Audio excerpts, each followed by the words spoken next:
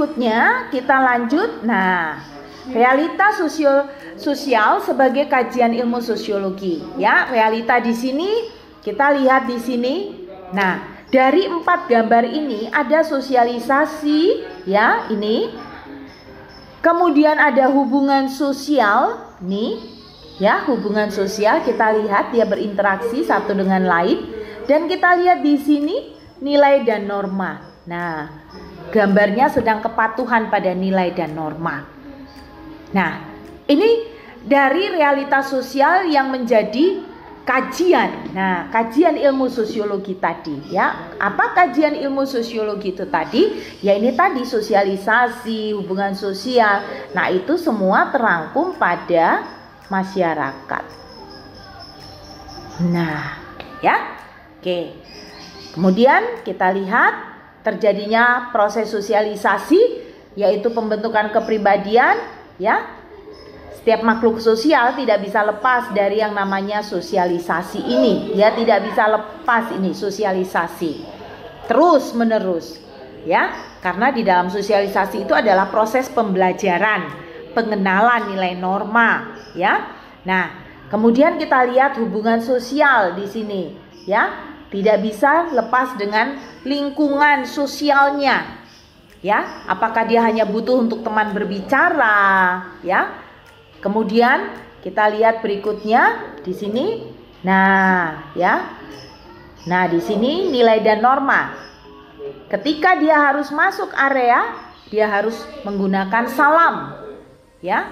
Sedikit menundukkan badan. Nilai dan norma merupakan aturan-aturan, ya, kaidah yang harus ditaati pada lingkup masyarakat tersebut, ya. Oke.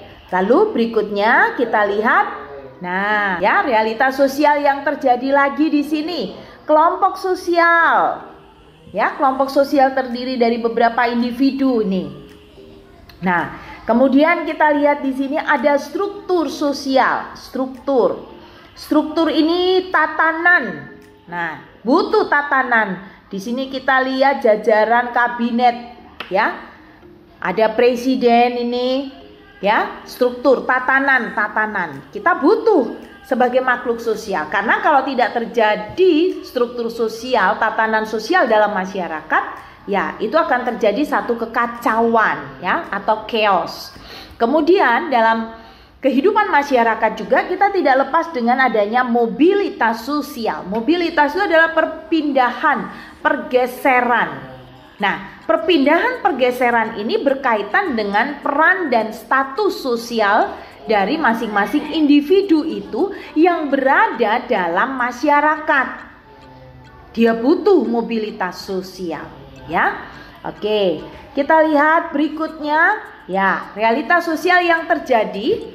Nah, di sini adanya terjadi pelanggaran, penyimpangan sosial, ya. Ini realitas sosial bahwa ini juga satu gejala yang negatif, maka disebut penyimpangan. Dia mencoret-coret dinding yang membuat dinding itu menjadi kotor, ya.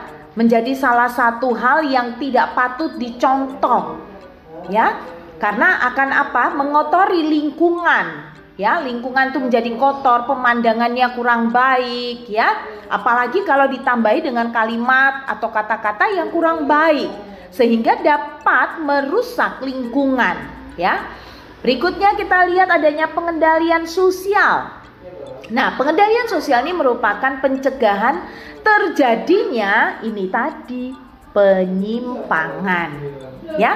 Terjadi penyimpangan maka dibutuhkan pengendalian sosial. Siapa saja yang masuk dalam pengendalian sosial? Salah satunya adalah kita lihat di situ di gambar polisi, Pak Polisi, ya. Dia mengenai ketertiban dan keamanan. Kemudian kita juga butuh jaksa, ya, pengadilan. Mengapa kita butuh? Karena ketika dia tidak tertib, dia harus diamankan dan dia sudah melakukan penyimpangan, dia harus menjalani yang disebut dengan sanksi. Sanksi, apakah itu sanksi denda, apakah itu sanksi kurungan, penjara. Nah, itu yang memberikan pengendalian sosial tersebut adalah pengadilan. Nah, di samping itu dia juga butuh tokoh-tokoh masyarakat untuk memberikan nasihat, petua, Nah, siapa saja yang ada di dalam tokoh-tokoh masyarakat itu sendiri? Nah, kita lihat adanya tokoh-tokoh masyarakat itu seperti guru, ya. Kita lihat seperti RT, RW, lurah, camat, wali kota, dan seterusnya, ya. Nah, dalam kehidupan masyarakat kita butuh lembaga-lembaga sosial. Karena lembaga sosial ini memiliki tujuan untuk memenuhi kebutuhan masyarakat. Nah, memenuhi kebutuhan masyarakat yang bagaimana? Ya, ketika seseorang itu sudah menginjak pada usia dewasa dan waktunya dia harus menikah, waktunya dia harus membuat keturunan, maka yang melindungi ini, mengayomi ini adalah lembaga perkawinan, ya, lembaga agama.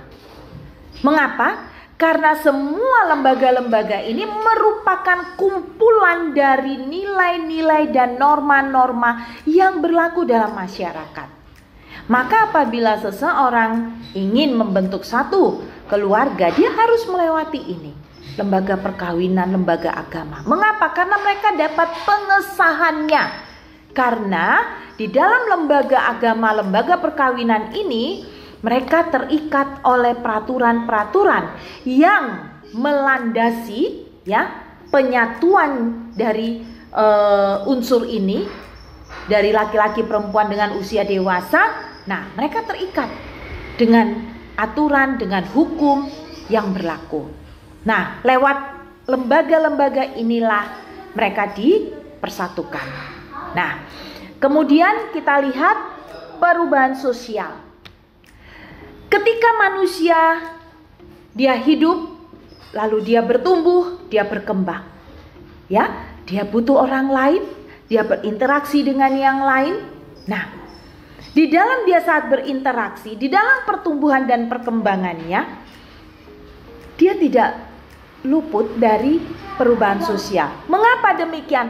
Karena makhluk sosial itu memiliki sifat jenuh, sifat bosan. Ya, ada salah satu tokoh mengatakan, Hicksman, dia mengatakan bahwa terjadinya perubahan sosial itu karena kebosanan, ya, karena kejenuhan, maka dia ingin berubah. Ya, berikutnya, ya. Nah, di sini kita terakhir pada materi pengenalan ilmu sosiologi dan fungsi ilmu sosiologi. Nanti kamu lihat video yang sebentar Ibu kirimkan dan kamu amati, dan kita lihat apa yang terjadi dalam video itu nanti. Tolong kamu membuat suatu pendapat dari masing-masing kalian. Tolong tidak bertanya kepada temannya, tetapi buatlah itu dengan tadi di awal salam sosiologi integritas, buatlah dengan kejujuranmu, ya, hasil usahamu sendiri, jangan takut salah setiap perkembangan yang Ibu sampaikan nanti dalam video ini.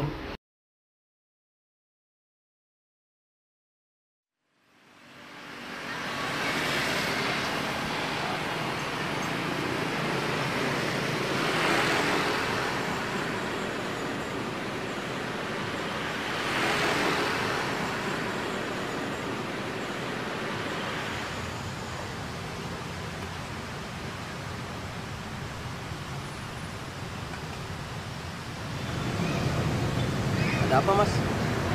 Ini, Mas, motor saya kehabisan bensin. Itu di depan ada yang jualan bensin, Mas. Masalahnya saya nggak bawa uang, Mas. Oh.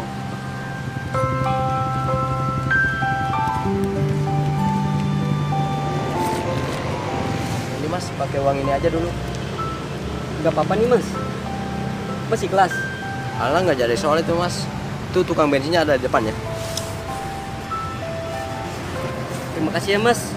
Jarang-jarang ada orang kayak Mas ini. Udah kalau gitu saya ngisi bensin dulu aja di depan, Mas, ya. Iya, Mas. Itu tukang bensinnya depan sebelah kanan ya, Mas. Ya, Mas. Makasih, Mas. Ya, sama-sama, Mas.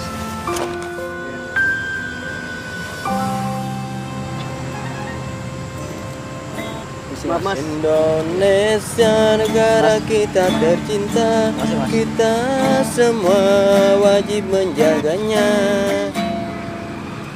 Maaf Mas, nggak ada kembaliannya. Udah ambil aja Mas, ceritanya istri saya lagi lahir anak pertama. Alhamdulillah lahir dengan selamat. Jadi nggak ada salahnya saya memberikan rezeki lebih, ada orang lain kan. Serius, ini serius Mas. Ya udah, selamat ya Mas, Iya. buat anaknya. Sama-sama.